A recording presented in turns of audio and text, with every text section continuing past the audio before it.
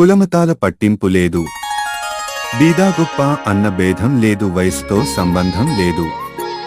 రాఖీ వచ్చిందంటే చాలు దేశమంతా సోదరమయంగా మారిపోతుంది. నువ్వు చల్లగా ఉండాలి సోదరా అంటూ ఆడవాళ్లు రాఖీ కడితే నీకోసం నేనున్నాను అన్న అండని మగవారు అందిస్తారు. పాశ్చాత్యుల ప్రభావంతో రోజుకో సంబరం వచ్చిపడుతోంది. కానీ రాఖీ అలా కాదు. భాగవతం, భవిష్య పురాణం వంటి ప్రాచీన గ్రంథాలలోనే రాఖీ ప్రసక్తి కనిపిస్తుంది.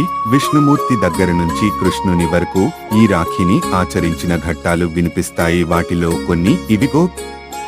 భారతంలో శ్రీకృష్ణుడు శిశుపాలుడనే దుర్మార్గుడిని వధించాలని అనుకుంటాడు. అందుకు తన సుదర్శన చక్రాన్ని ప్రయోగించగా సుదర్శన చక్రం ఆయన చేతిని వీడే క్రమంలో ఆయన చేతికి గాయమవుతుంది. ఆ గాయాన్ని చూసిన వెంటనే ద్రౌపది ఏమాత్రం సంకోచించకుండా తన చీర కొంగును నన్ను అన్నగా భావించి కక్షగా చుట్టి నీకు ఎలాంటి ప్రమాదం వచ్చినా నన్ను తలుచుకో అని అభయమిచ్చాడు శ్రీకృష్ణుడు. ఈ సంఘటనే రక్షాబంధనానికి నాందిగా నిలిచిందని చెబుతారు. తరువాతి కాలంలో ద్రౌపది చీరను లాగి కౌరవులు నిండు సభలో అవమానించారని అనుకుంటే దానిని అడ్డుకున్నాడు శ్రీకృష్ణుడు.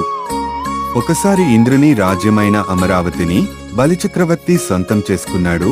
ఆ బలిచక్రవర్తిని ఓడించి తన రాజ్యాన్ని తిరిగి సాధించేందుకు ఇంద్రుడు బలి మీదకు యుద్ధానికి బయలుదేరాడు. ఆ సమయంలో తన భర్తకు విజయం కలగాలని కోరుకుంటూ ఇంద్రుని భార్య శచీదేవి విష్ణుమూర్తిని వేడుకొంది. అంతటా విష్ణుమూర్తి ఆమెకు ఒక రక్షను ఆమెకు అందించాడు. శచీదేవి ఆ రక్షను తన భర్తకు కట్టి యుద్ధానికి సాగనంపింది. ఆ యుద్ధంలో ఇంద్రుడు విజయం సాధించాడని వేరే చెప్పాలా? తర్వాత కాలంలో యుద్ధానికి వెళ్లే భర్తలకు భార్యలు వీరతిలకాన్ని అద్ది రక్షను కట్టి పంపించడం ఆనవాయితీగా వచ్చింది. ఇదే క్రమంగా రక్షాబంధనంగా మారిందని అంటారు. లోకమంతా రక్షాబంధనాన్ని జరుపుకుంటోంది. కానీ వినాయకుని కుమారులకు రక్షాబంధనాన్ని కట్టేందుకు అక్కా చెల్లెళ్ళు ఎవరూ లేకపోయారు. దాంతో వారి వేదనను గమనించిన వినాయకుడు సంతోషమాత అనే దేవతను సృష్టించాడట. ఈ రోజున రాఖీని జరుపుకునే సోదరులను ఆ మాత చల్లగా చూస్తుందని చెబుతారు.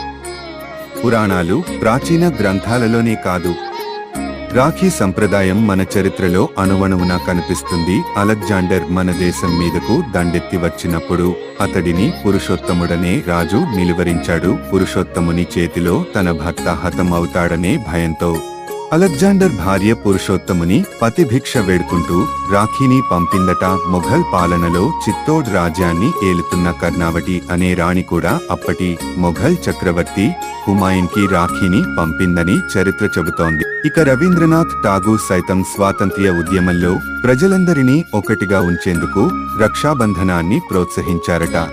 శ్రావణ పౌర్ణమి రోజున కేవలం రాఖీ మాత్రమే కాదు, ఇతరత్రా ప్రత్యేకతలు కూడా ఉన్నాయి. జంధ్యం ఆనవాయితీ ఉన్నవారు ఈ రోజున పాత జంధ్యం స్థానంలో నూతన జంధ్యాన్ని ధరిస్తారు. అందుకనే దీన్ని జంధ్యాల పౌర్ణమి అని పిలుస్తారు. విష్ణుమూర్తి జ్ఞానస్వరూపమైన హయగ్రీవుడు ఉద్భవించింది ఈ రోజునే. అంచేత హయగ్రీవ జయంతిని జరుపుకుంటారు. ఇక బెంగాల్ రాష్ట్రంలో జూలన్ పౌర్ణమి పేరుతో ఈ రోజున రాధాకృష్ణుల విగ్రహాలను ఆయిలలో ఉంచి ఊరేగిస్తారు. మరికొన్ని ఉత్తరాది రాష్ట్రాలలో కజరీ పౌర్ణమి పేరుతో గోధుమ నాట్లు వేస్తారు. ఇక సముద్ర తీరంలో ఉండేవారు నరాళి పౌర్ణమి పేరుతో సముద్రదేవునికి కొబ్బరికాయలను సమర్పిస్తారు. శ్రావణ పౌర్ణమి రోజున ఎన్ని ఆచారాలు ఉన్నా రక్షాబంధనానికే తొలి ప్రాధాన్యత.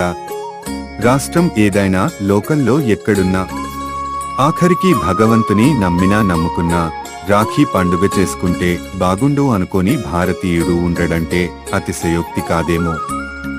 రాఖీ రోజు ఆడామగా అంతా ఉదయాన్నే లేచి తలార స్నానం చేస్తారు. ఆపై సోదరికి ఎదురుగా కూర్చుని రాఖీ కట్టించుకుంటారు. ఈ రాఖీని కట్టేటప్పుడు ఏన బద్ధో బలీరాజా దానవేంద్రో మహాబలః తేన త్వామభి బధ్నామి రక్షమాచల అన్న మంత్రాన్ని చదివితే మంచిదని చెబుతారు. రాఖీ కట్టిన తర్వాత తన సోదరుని సకల విజయాలు కలగాలని ఆశిస్తూ అతనికి హారతి ఇచ్చి నుదుట తిలకాన్ని దిద్ది తీపిని తినిపిస్తారు. ఇందుకు బదులుగా సోదరులు మనస్ఫూర్తిగా బహుమతులను అందిస్తారు.